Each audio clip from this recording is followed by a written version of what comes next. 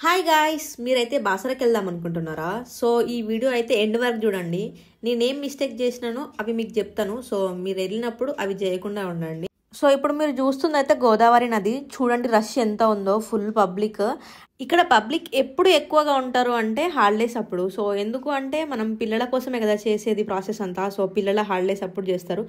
అక్షరాభ్యాసం అనేది 2.5 to 5 years మధ్యలో మనం చేయిస్తే చాలా బెటర్ ఉంటుంది. మన సౌత్ ఇండియాలో అయితే ఎక్కడా లేదు సరస్వతి టెంపుల్ నాకు తెలిసి. సో బాసరలోనే ఉంది, అందుకే ఇంత పబ్లిక్ ఇక్కడ ఉంటారు. సో ఇదైతే మన నిర్మల్ డిస్టిక్లో ఉంది.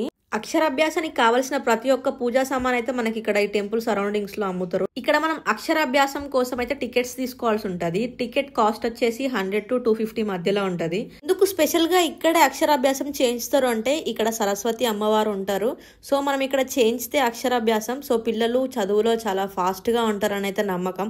సో ఇక్కడ ఎందుకు ఇంతమంది ఉన్నారని చూస్తున్నారా? సో వాళ్ళనైతే ఆపేసినారు. లోపట ఇంతమంది ఉన్నారు, ఆల్రెడీ 100 మెంబర్స్ వరకు లోపల పూజ చేస్తున్నారంట.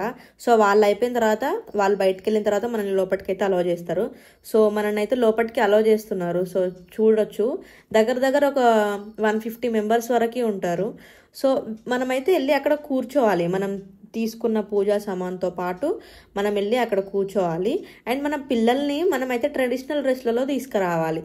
ఏంటి ఫ్యాషన్ డ్రెస్లో అట్లా కాకుండా ట్రెడిషనల్ ఇట్లా మా స్వరం లాగా పంచ కట్టుకొని రావాలి. సో క్యూట్గా ఉంటారు కదా పిల్లలు ఇట్లా ట్రెడిషనల్ డ్రెస్లలో.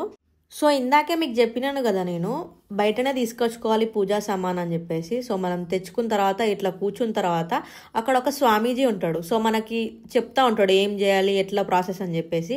సో తను చెప్పినట్టు మనం చేయాలి. మా హస్బెండ్ చూడండి ఇప్పుడే మా బాబుకి నేర్పిస్తున్నాడు, ఇది ఏ, ఇది బి, ఇది సి అని చెప్పేసి. క్యూట్గా ఉంది కదా. పూజ అయితే స్టార్ట్ అయిపోయింది. అక్కడ మనకి స్వామీజీ గారు మైక్లో చెప్తా ఉంటారు ఏం చేయాలి, ఎట్లా ప్రాసెస్ అని చెప్పేసి చెప్తా ఉంటారు. మనం ఇక్కడ చేసేయాలి ఆ ప్రాసెస్ అంతా. ఇక్కడ ఇంకో అడ్వాంటేజ్ ఏంటి అంటే ఫోటో తీస్తారు మనకి, ఫోటోగ్రాఫర్స్ ఫోటో షూట్ ఇస్తారు. ఈచ్ ఫోటోకి మనకైతే 100 రూపీస్ ఛార్జ్ చేస్తారు. ఫోటో మాకెందుకు అనుకుంటారేమో, బట్ పక్కా తీసుకోండి, బాగుంటుంది క్లారిటీ కూడా. ఒక మెమొరీగా అయితే గుర్తుండిపోద్ది.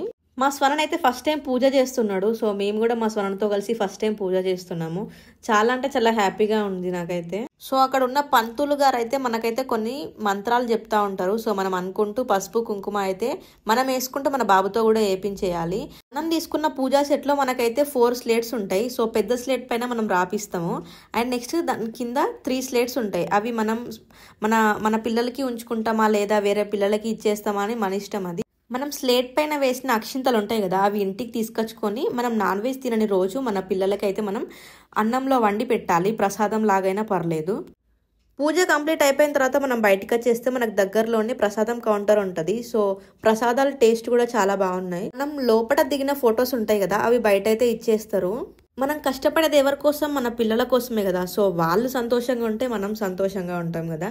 నేను ఈ మాట ఎందుకు అన్నాను అంటే టెంపుల్ బయట రాసింది ఏమని, బీజాక్షరాలు రాస్తారు అని ఉంటుంది కదా, అది అవాస్తవము. మీరు మోసపోకండి, బీజాక్షరాలు రాపించుకోకండి, దానివల్ల ఎలాంటి లాభము ఉండదు అని చెప్పేసి ఉంది. ఇది వాస్తవమా అవాస్తవమా అనేది పక్కన పెట్టేసి మనం ఏంటి ఇంత దూరం వచ్చినాం, మళ్ళీ రామ్ కదా, సో రాపిస్తే అయిపోద్ది కదా. మహా అయితే 500 అయిపోతాయి కావచ్చు, అయితే అయిపోని, ఇంత దూరం వచ్చినాం ఆ మాత్రం పెట్టలేమా అనే థాట్లో మేమైతే వెళ్ళేసి బీజాక్షరాలు రాపిచ్చేసినాం మా స్వరానికి.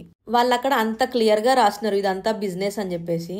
సో అయినా నేను పట్టించుకోలేదు, ఎందుకంటే మేము అంత దూరం నుంచి వచ్చినాం, సో రాపిస్తే అయిపోద్ది అని చెప్పేసి. సో మీరు కూడా మీ మనసుకి రాపియాలనిపిస్తే రాపించండి, బట్ అది అంత వాంటెడ్ కాదు. నిజంగా చెప్పాలంటే అది అంత నిజం కూడా కాదు.